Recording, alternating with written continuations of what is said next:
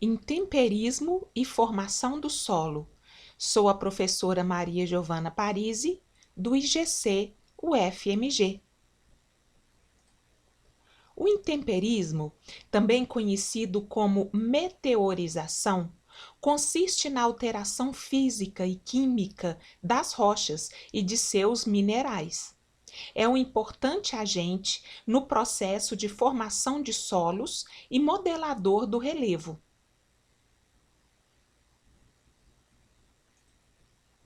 O intemperismo, ele se divide em três tipos principais. O intemperismo físico, que é um intemperismo mecânico, é uma alteração mecânica das rochas. Ocorre quando forças físicas rompem os materiais da Terra em peças menores, desagregam as rochas, conservando a composição do material parental ou material de origem. Os processos envolvidos são a ação do congelamento, expansão e contração devido a variações térmicas, como, por exemplo, oscilação de um clima frio e depois um clima quente, atividade orgânica e alívio de pressão. Alívio de pressão quando a rocha ela é aliviada do peso sobre elas. Por exemplo, se ocorre erosão e aquela rocha que estava confinada sofre então um alívio das tensões em que ela suportava anteriormente. Isso faz com que a rocha desagregue, se rompa, frature. E temos o intemperismo químico, que é um intemperismo que envolve a decomposição dos materiais rochosos, como os minerais, como a parte orgânica, inorgânica, resulta da ação da água, provocando a decomposição das rochas e também ação do vento, ação do gelo e até ação do homem. O que acontece durante o intemperismo? Então, as transformações físicas, elas vão tornando o material que inicialmente é coeso, como a rocha, em um material fraturado, friável, incoerente.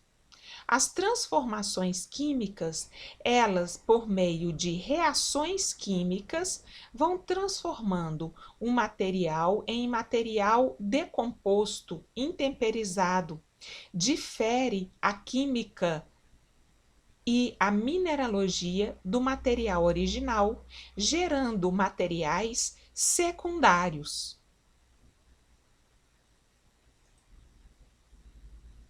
Exemplos de intemperismo físico: esfoliação. É um intemperismo também conhecido como acebolamento ou casca de cebola. A superfície, quando aquecida, se expande e aí ela começa a fraturar nas partes externas. É muito comum em rochas ígneas.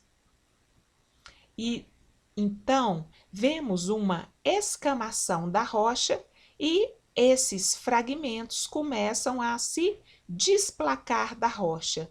Então, aqui é um domo de esfoliação. Por que é muito comum em rochas ígneas? Porque, normalmente, as rochas metamórficas folheadas e as rochas sedimentares com fissilidade já possuem planos que vão comandando a sequência de fragmentação da rocha. No caso de uma rocha que não possui foliação, xistosidade ou fissilidade, como geralmente as rochas ígneas assim o são, então o fraturamento vai ocorrendo no entorno dos blocos, o que vai dando essa forma arredondada que nós chamamos de acebolamento. Outro tipo de intemperismo físico é a desagregação por termoclastia. a junta se alarga e se retrai devido a mudanças de temperatura. Neste caso, há a fragmentação generalizada da rocha, não é na forma de acebolamento. Quando há uma mudança de temperatura para frio e quente, a rocha expande, posteriormente a rocha contrai, a rocha expande e a rocha contrai. Assim, nós temos uma série de ciclos de contração e expansão da rocha, fazendo com que ela se desagregue. O outro intemperismo é a desagregação por crioclastia, que é o efeito de congelamento da água em fraturas do material do maciço rochoso. Então, esse congelamento vai alargando as fraturas onde a água antes do congelamento penetra e com isso a rocha vai desagregando. E o outro tipo de intemperismo físico é quando há o crescimento de raízes em alguma fratura da rocha, aumentando assim a desagregação do material. Aqui alguns exemplos de intemperismo físico com a desagregação das rochas. Nesse caso aqui, por aquecimento e resfriamento.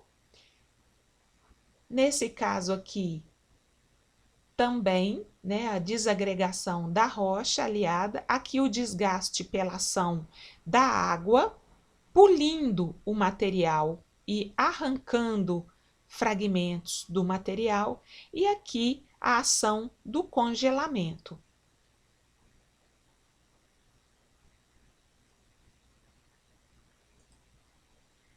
Temos também o intemperismo biológico, provocado por plantas e animais, alterando mecânica e quimicamente as rochas. A interação da matéria orgânica das raízes das plantas com os minerais da rocha vai promovendo uma troca química do material rochoso com o material biológico, com o material orgânico, como no caso da ação de líquens e ação das raízes e outro material orgânico.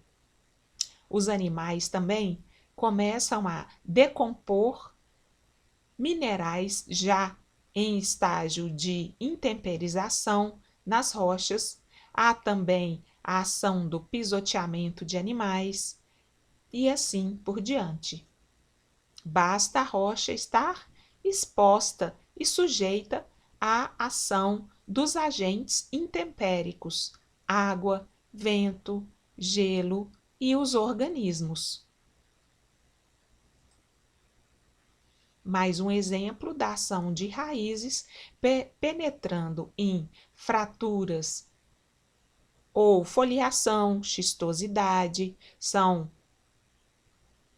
descontinuidades já existentes nas rochas, ao crescimento das raízes e o fraturamento das rochas. Atuação do intemperismo. O intemperismo químico, ele prevalece em climas quentes e úmidos, pois há muito mais água disponível pluvial para a ocorrência das reações com os minerais das rochas. Então, em climas quentes e úmidos, o intemperismo químico se torna mais importante, causando aí um aprofundamento do manto de intemperismo ou do perfil de intemperismo dos terrenos.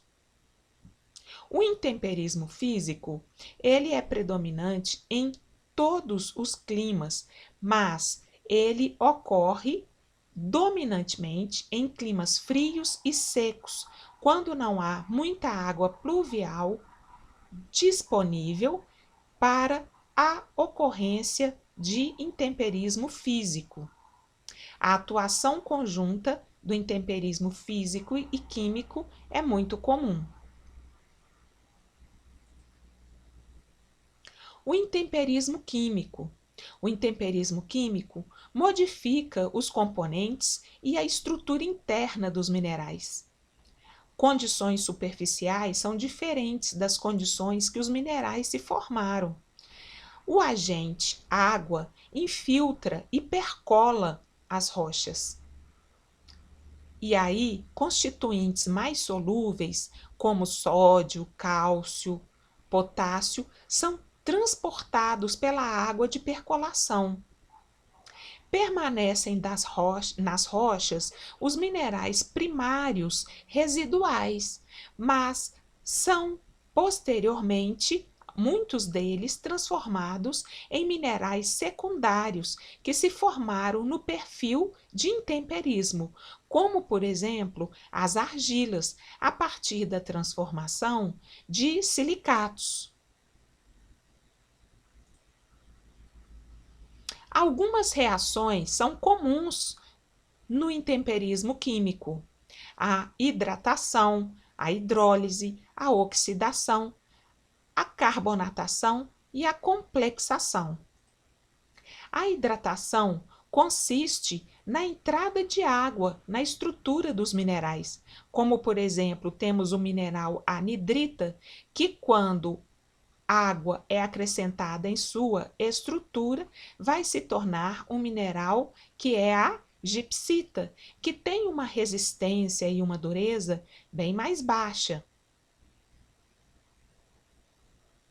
E isso vai refletir na resistência da própria rocha.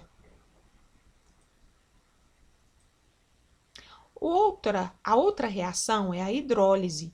A hidrólise é a ação da água que quebra a ligação química dos minerais, podendo inclusive retirar alguns íons e cátions e levar embora, como no caso aqui do feldespato, em que a água ela retira sílica, retira silício e retira potássio, fazendo com que o silicato de alumínio e potássio se transforme em caulinita. O feldespato se transforma em argilo mineral.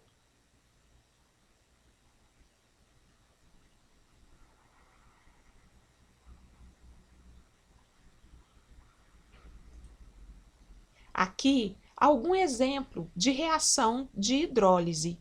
Então, nós temos o feldespato em contato com a água, ele vai se transformando até chegar, né, à liberação do sódio, à liberação do OH, e várias transformações vão acontecendo até chegar na caulinita sólida.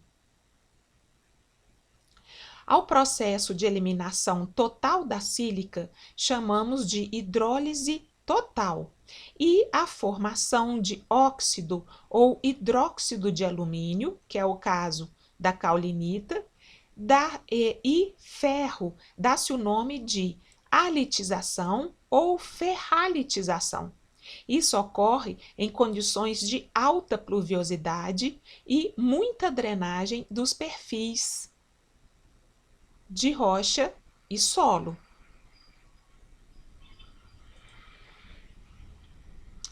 A oxidação. O ferro ferroso, Fe2+, se transforma em ferro férrico, Fe3+, quando há água e oxigênio em contato com os minerais da rocha. Por exemplo, temos aqui a pirita se transformando em goethita. Aqui, um exemplo da oxidação da olivina, que em contato com oxigênio e com a água, ela vai se transformando em goethita.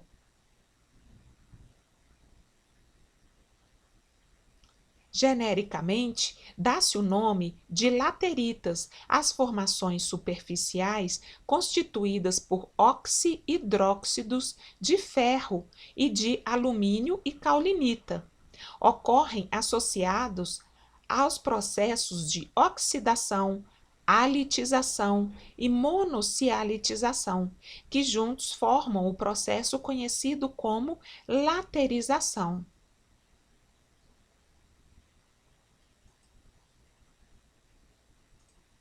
A carbonatação ocorre quando a água ácida entra em contato com carbonato de cálcio e este transforma-se em bicarbonato de cálcio.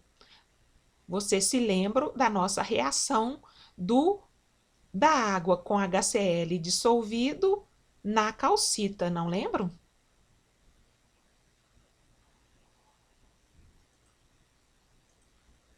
E, por fim, a complexação, quando complexos orgânicos solúveis ligam-se a elementos químicos insolúveis nas rochas e passam a mobilizá-los. Tudo isso vai, juntamente com o intemperismo físico causado pelos agentes vento, gelo, calor, frio, vão gerando uma série de processos nas rochas que vão gerando sua desagregação e os seus minerais, quimicamente, vão se transformando, gerando nutrientes na água em função de íons em solução. Óxidos de ferro e alumínio vão se transformando, gerando argilas, sílica vai se transformando, gerando argila do tipo 2:1, 1:1, e o material desagregado vai se tornando silt e areia, até que tudo isso vai combinando-se para formar um solo, ok? As interações químicas continuam nos fragmentos originados do intemperismo físico. E tudo isso vai se transformando em solo. O solo favorece o crescimento das plantas e é um ambiente onde vivem alguns organismos. E aí, tudo vai se transformando. Quais são os fatores que influenciam na taxa de intemperismo que ocorre nas rochas? Primeiro é o fator tempo. Pouco tempo, há menos intemperismo, erosão e formação de solo. Quanto mais curto for o período de tempo. Quanto maior o tempo, há mais intemperismo, há mais erosão e formação de solo. Tipo de substrato rochoso. A composição mineralógica e química das rochas vai favorecer maior ou menor taxas de intemperismo. Por exemplo, o quartzo é um mineral muito resistente ao intemperismo. Já a olivina, as micas, a moscovita, são minerais pouco estáveis em condições atmosféricas normais. Então, quando há mais minerais estáveis, a taxa de intemperismo é reduzida. Quando há menos minerais estáveis, como por exemplo feldespato, olivina, moscovita, resulta em um intemperismo mais intenso. O clima, como já podemos ver, temperaturas mais baixas, temperaturas mais altas, a quantidade de chuva e a acidez da chuva. Tudo isso, junto com oscilações de temperaturas, vão gerando menos intemperismo químico, no caso de temperaturas mais baixas e menos chuvas, e mais intemperismo físico. Quando a gente tem o clima tropical, nós temos intemperismo químico, e quando temos climas temperados, temos mais intemperismo físico. Muita chuva vai favorecer o intemperismo químico. A acidez também vai favorecer o intemperismo químico. E o relevo, considerando regiões planas, encostas íngremes, encostas suaves e áreas planas. Menos intemperismo químico, menos intemperismo físico e erosão. Mais intemperismo físico e mais intemperismo químico. Então, o relevo, ele interfere, por exemplo, na concentração de água, dependendo se for um vale. Se temos um relevo acidentado, a água é transportada dos pontos mais elevados para os pontos mais baixos. E aí, os pontos mais altos têm menos intemperismo químico, mas pela variação de temperatura nas áreas mais altas, temos mais intemperismo físico. Então, são vários fatores que interferem na taxa de ocorrência do intemperismo, que vem acontecendo aí ao longo dos milhares e milhões de anos de existência de nossa Terra. Aqui alguns exemplos de como que o tipo de clima pode interferir na evolução e no tipo de intemperismo. Então, temos aqui a pluviosidade anual e a temperatura média anual, mostrando que o intemperismo físico forte ocorre aqui em menores pluviosidades e temperaturas médias mais frias, enquanto que o intemperismo químico vai acontecendo quando aumenta-se a pluviosidade anual e as temperaturas são mais quentes. Assim, podemos ver a prevalência de diferentes regimes de intemperismo ao longo dos diversos continentes da Terra.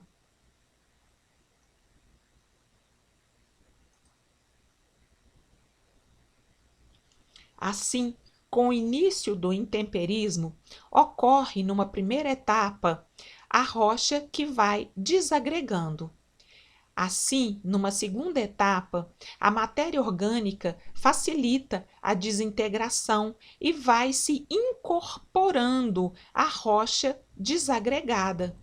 Na fase 3, começam a se formar horizontes, em que podemos definir um horizonte A, em que os minerais já se transformaram em minerais secundários e a matéria orgânica se incorporou àquele ambiente, formando assim um horizonte de solo conhecido como horizonte A, enquanto que a rocha alterada e desagregada logo abaixo do horizonte A é chamado de horizonte C.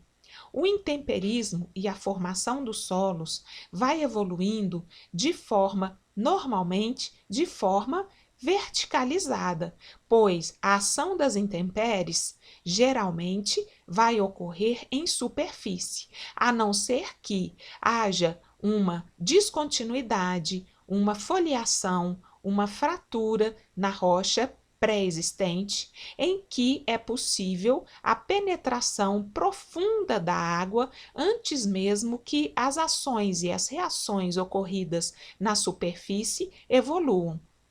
Mas, normalmente, a gente segue a etapa 1, com a ação das intempéries na superfície, iniciando a desagregação e incorporação da matéria orgânica, evoluindo para horizontes A e C de solo, até que outros horizontes intermediários, à medida que o intemperismo e a formação do solo vai se aprofundando, pois, à medida que o solo vai se formando nos horizontes superiores, fica mais fácil a penetração da água para os horizontes inferiores, e isto vai fazendo uma evolução, e a este perfil chamamos de perfil de intemperismo, onde temos aqui o horizonte B sem muita matéria orgânica, mas já com uma transformação dos minerais primários em minerais secundários e algum transporte de elementos como sílica, ocorrendo assim a hidrólise, deixando a concentração de óxidos de ferro e hidróxidos de alumínio. E hidróxidos de ferro também. Então, o solo começa a se desenvolver, sustentando uma vegetação densa que vai também propiciar uma maior aceleração da taxa de intemperismo. Então, é um sistema, é uma ação conjunta de desagregação das rochas e início da formação dos solos que evolui constantemente por processos conhecidos como processos pedológicos. O solo. O solo, portanto, é a camada superior da terra, na qual as plantas crescem, constituídas de rocha desintegrada, usualmente com mistura de remanescentes orgânicos. Isso é uma definição do dicionário Oxford. A outra definição: camada viva que recobre a superfície da Terra em evolução permanente por meio da alteração das rochas e processos pedogenéticos, comandados por agentes químicos, físicos e biológicos. É uma excelente definição. Já Nicholas, em 1968, definiu o solo como parte sólida mais externa da cobertura terrestre, que sofreu e tem sofrido ações causadas por agentes atmosféricos e seres vivos e que serve de suporte para a vegetação. Prefiro a definição de Dukochev, 1880. Assim como vimos, a rocha ela vai se transformando a partir da ação das intempéries desde a superfície.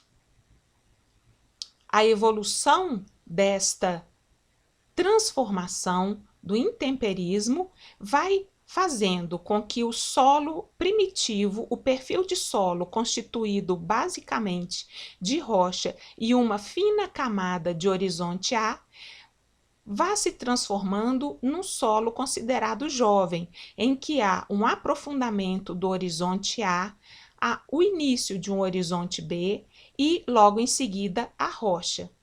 Quando o perfil de solo é mais aprofundado ou se torna mais espesso e há pouca matéria rochosa, dizemos que o solo está maduro.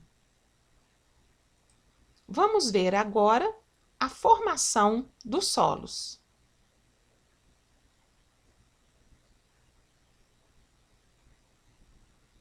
Vimos então que ao longo do tempo o intemperismo continua a evoluir e passamos a ter processos que vão transformando os solos.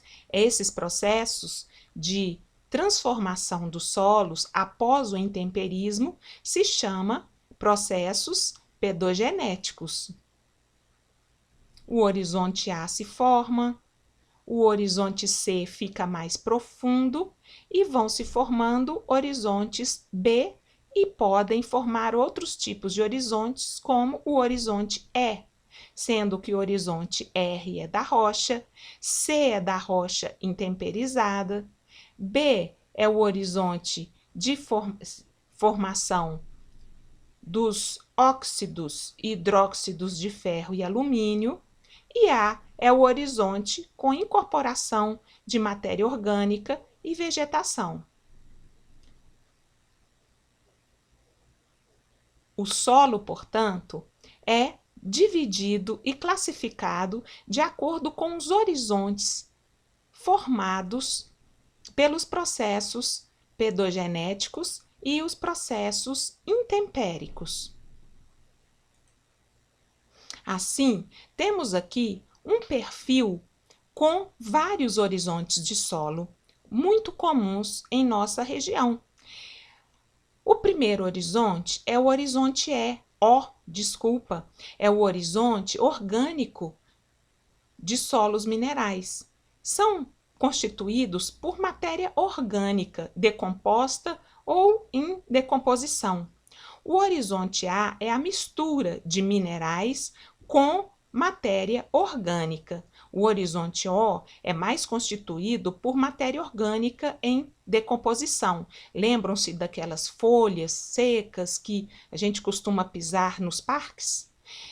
O horizonte E, entre o A e o B, é um horizonte geralmente claro, de máxima remoção de argila e ou óxidos de ferro.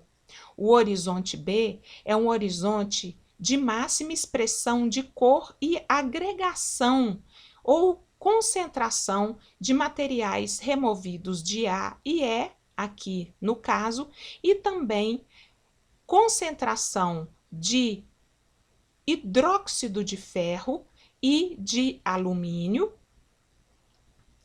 e remoção, por exemplo, da sílica.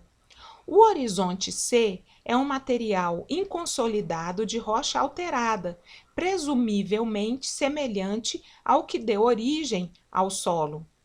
E depois o horizonte R é a rocha não alterada.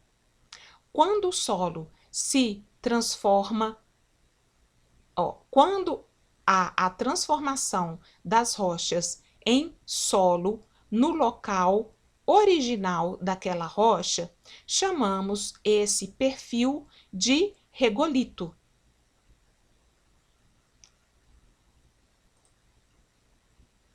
Mais uma vez, nós temos aqui um exemplo dos diversos horizontes. O horizonte O é o horizonte orgânico, também denominado de serrapilheira. Corresponde à camada superficial de florestas e matas, é composto de materiais de origem vegetal e animal em decomposição.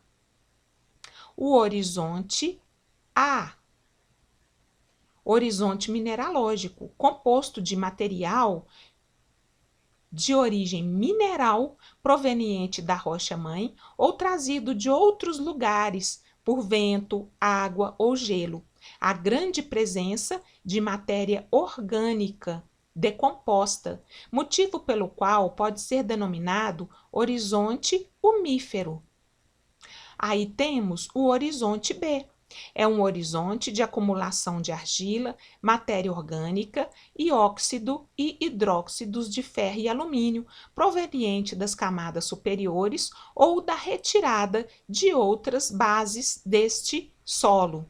Esse processo de transferência de minerais entre camadas é chamado de lixiviação, considerado um tipo de erosão química do solo. O horizonte C é a rocha alterada, denominado alterita ou saprólito. É nele que começa a decomposição da rocha, formado por sedimentos grosseiros na base e por sedimentos mais finos na parte superior. E, enfim, o horizonte R, que dá origem ao solo, também denominado rocha-mãe. A velocidade de decomposição depende de todos aqueles fatores que discutimos anteriormente: clima, quantidade de chuva. Então, quando olhamos esse perfil, nós estamos vendo o perfil do tempo. Quanto tempo levou para que a rocha que antes ocorria até esta altura se transformou em solo e foi aqui mostrando, né, à medida que a gente aprofunda no perfil, o que ocorreu ao longo do tempo, sendo aqui os processos mais antigos e aqui os processos mais jovens ainda ocorrendo.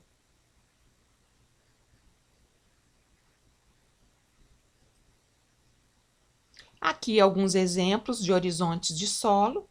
onde temos aqui o horizonte A, o horizonte C e o horizonte R, com fragmentos de rocha, embora essa foto não esteja muito nítida. Então, já esclarecemos os principais horizontes, aqui mais algumas definições, como já podemos ver, o horizonte B, C e R. E aqui exemplos. Quando temos o horizonte A e depois o horizonte R, chamamos este perfil de um perfil jovem, ou seja, a evolução do solo ainda está em sua fase inicial. Temos um pouquinho de matéria orgânica incorporada aos minerais e logo em seguida a rocha desagregada. Então, nós definimos os solos de acordo com os horizontes que ele contém e também a espessura desses horizontes. Por exemplo, quando temos o horizonte A seguido do horizonte R, denominamos esse solo de litossolo, ou seja, predomina ainda a rocha. Quando temos um horizonte B muito profundo e evoluído, vamos chamar este solo de latossolo, que é muito comum nas regiões tropicais, este solo vermelho, rico em óxido e hidróxido de ferro e alumínio. Temos também os solos transportados, ou seja, com a ajuda da erosão, o material de solo que vai se formando in situ, ou seja, o regolito, ele vai sendo transportado, capturado pelos agentes erosivos e transportado para outros locais. Quando o material é transportado de uma área mais alta, como por exemplo de uma montanha, para a base desta área mais alta, para as áreas mais baixas, chamamos esse material de colúvio, que geralmente é formado por inúmeras camadas de deposição, inúmeras fases de deposição. O colúvio, ele é desagregado e no local, em contato com os agentes intempéricos, pode haver também a evolução em horizontes. E quando o material é transportado pelas águas fluviais, com a influência das águas dos rios, e depositado nas margens dos rios e planícies de inundação, chamamos esse material de alúvio ou aluvião.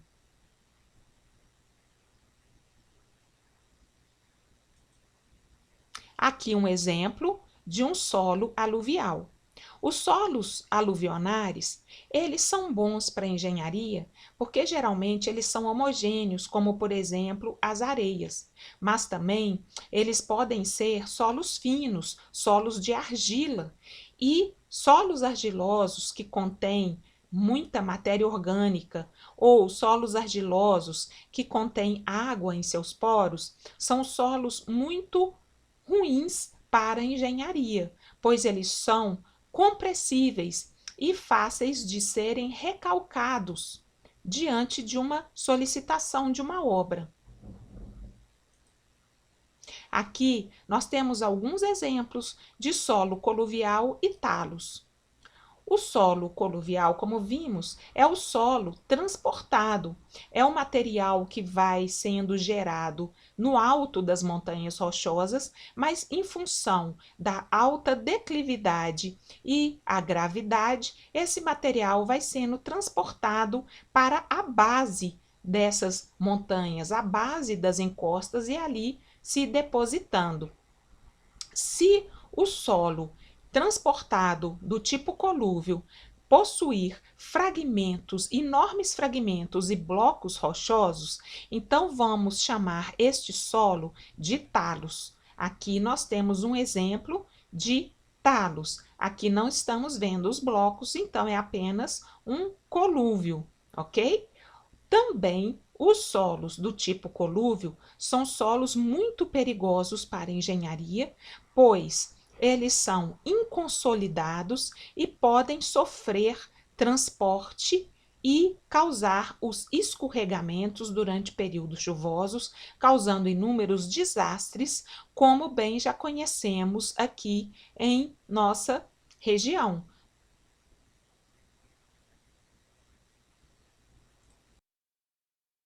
Aqui nós temos a classificação e a denominação de alguns solos muito comuns em função da presença e espessura de alguns horizontes. Não vou falar todos para vocês, mas é muito bom que vocês tenham o conhecimento de que há sempre uma nova classificação dos solos, há muitos critérios para a classificação dos solos e o tipo de horizonte, espessura de horizonte e a constituição química dos horizontes é um dos critérios muito importantes para a definição e classificação dos solos. Então, aqui temos neossolo, que é um solo pouco evoluído, é um solo jovem, vertissolo, cambissolo, chernossolo, luvissolo, alissolo, argissolo, nitossolo, latossolo,